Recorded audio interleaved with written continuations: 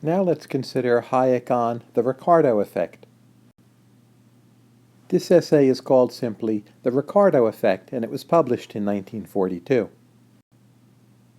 The classical economist David Ricardo noted that there is substitution between labor and capital. So when the price of labor is high, producers tend to use more capital. Alternatively, when the price of capital is high, producers tend to use more labor.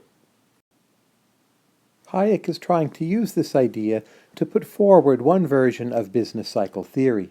So in Hayek's basic scenario, first there is a boom, which can be caused by cheap credit. There is then more investment in capital, and along with that boom and greater capital investment, we are seeing more credit and also higher prices.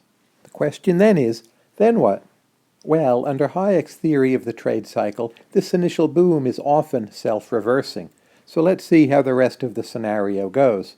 Hayek is going to assume there is a fixed nominal wage. We'll be getting back to that.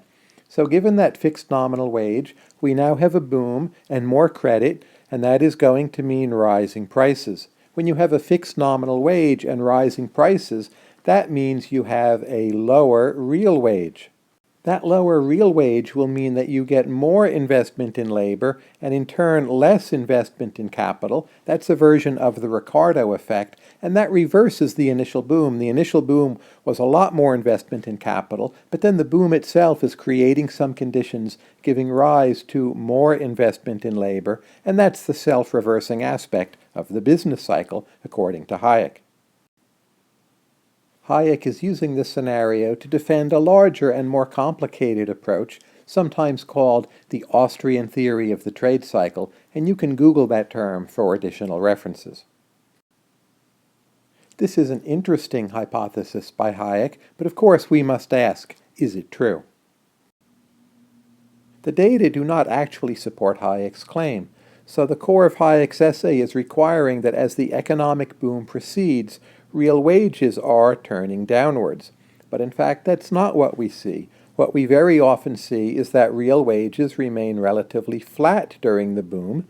This is called the acyclicality of real wages.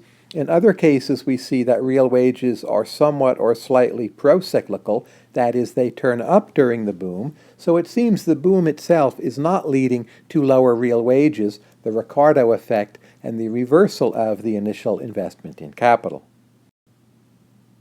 To read about this more closely, you can simply Google real wage procyclical.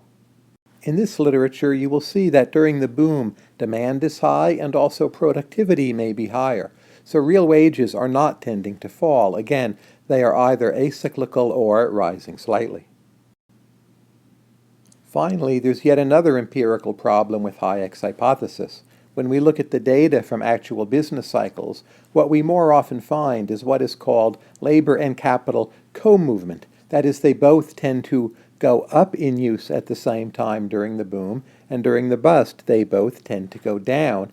And that phenomenon is more important than the substitution of labor for capital or capital for labor as postulated by the Ricardo effect. For these reasons, Hayek's hypothesis has not become a major part of contemporary macroeconomics.